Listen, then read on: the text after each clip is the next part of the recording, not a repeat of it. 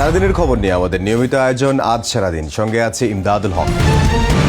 5.7 মাত্রার ভয়াবহ ভূমিকম্পের আতঙ্ক কাটতে না কাটতেই আবারও ভূমিকম্প। এবার উৎপত্তিস্থল রাজধানীর কাছে আশুলিয়ার বাইপাইল। শনিবার সকাল 10:36 হঠাৎই কেঁপে ওঠে পুরো এলাকা। ঘর থেকে বেরিয়ে আসেন অনেকে। মাত্রা কম হওয়ায় কোনো ক্ষয়ক্ষতি না হলেও পরপর দুদিন ভূকম্পনে আতঙ্কিত বাসিন্দারা। ভূমিকম্পের বিষয়টি নিশ্চিত করে আবহাওয়া অধিদপ্তর জানায় এর মাত্রা ছিল 3.3। এটি নরসিংদীর ভূমিকম্পের আফটার শক। 100 বছরের মধ্যে অঞ্চলে বড় ভূমিকম্প না হওয়ায় ঝুঁকি দেখছেন গবেষকরা। শুক্রবার সকাল 10:38 নরসিংদীর মাধবদীতে 5.7 মাত্রার ভূমিকম্পে কেঁপে ওঠে সারা দেশ। এতে 10 জনের প্রাণহানি ও কয়েকশো মানুষ আহত হন। রাজধানী সহ দেশের বিভিন্ন স্থানে বহু ভবন হেলে পড়ার পাশাপাশি ফাটলও ধরেছে।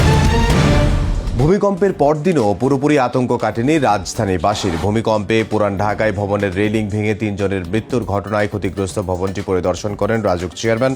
এ সময় নকশা দেখাতে না পারায় ভবন মালিককে 7 দিনের সময় বেঁধে দেন তিনি। জানান, ঝুঁকিপূর্ণ ভবন দ্রুত চিহ্নিত করে কঠোর ব্যবস্থা নেওয়া হবে। শুক্রবারের ভূমিকম্পে রাজধানীর পুরান ঢাকায় নিহত 3 জন এবং উৎপত্তিস্থল নরসিংদীতে প্রাণ হারান আরও 2 জন। তাদের গ্রামের বাড়িতে দাফন করা হয়েছে। এমন মর্মান্তিক মৃত্যুতে শোকস্তব্ধ নিহতদের স্বজন ও প্রতিবেশীরা।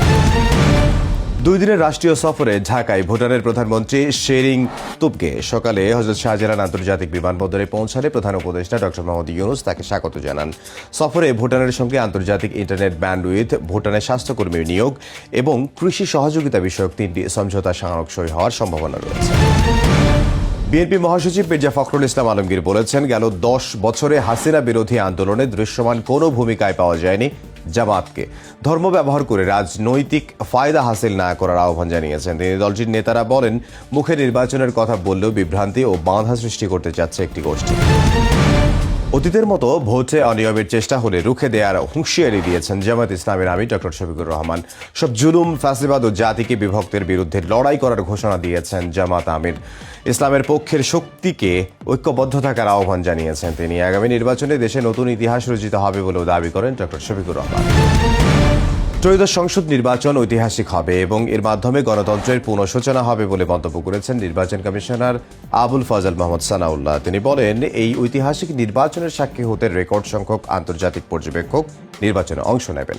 কর্মশালায় বাংলাদেশ নির্বাচন কমিশনের সঙ্গে অভিজ্ঞতা বিনিময় করেন থাইল্যান্ড, শ্রীলঙ্কা, ফিলিপিন্স সহ বিভিন্ন দেশের নির্বাচন বিশেষজ্ঞরা। বক্তব্যে তারা বলেন, অবাধ, সুষ্ঠু ও বিশ্বাসযোগ্য নির্বাচন দিতে হবে ইসিকে। প্রার্থী ও দলগুলোর অনলাইনে প্রচারণা চালানোর জন্য রেজিস্ট্রেশন বাধ্যতামূলক করার প্রস্তাব দেন তারা।